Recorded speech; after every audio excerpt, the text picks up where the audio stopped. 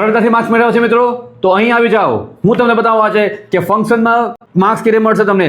છેલ્લા 10 પેપર્સ મેં ચેક કર્યા છે 5 વર્ષના, 7 વખત પૂછેલું ફંક્શન છે time, specifying time, duration of time અથવા પોઈન્ટ ઓફ ટાઈમ. આ 3 ફંક્શન કુલ 7 વખત પૂછાયેલું છે.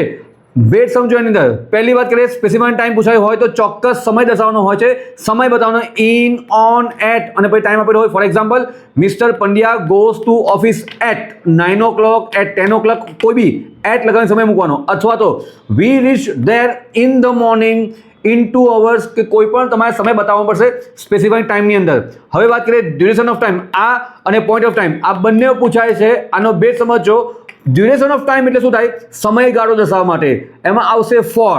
એક્ઝામ્પલ જુઓ, Jay has been watching match for 2 hours. મિત્રો, તમારે કોઈ ક્રિયા કરી હોય તો ક્રિયાનો તમારો સમયગાળો હોય ત્યારે ફોર આવશે. એ જ પ્રકારે એક્ઝામ્પલ જુઓ, Mrs Malti has been working here for last 20 years.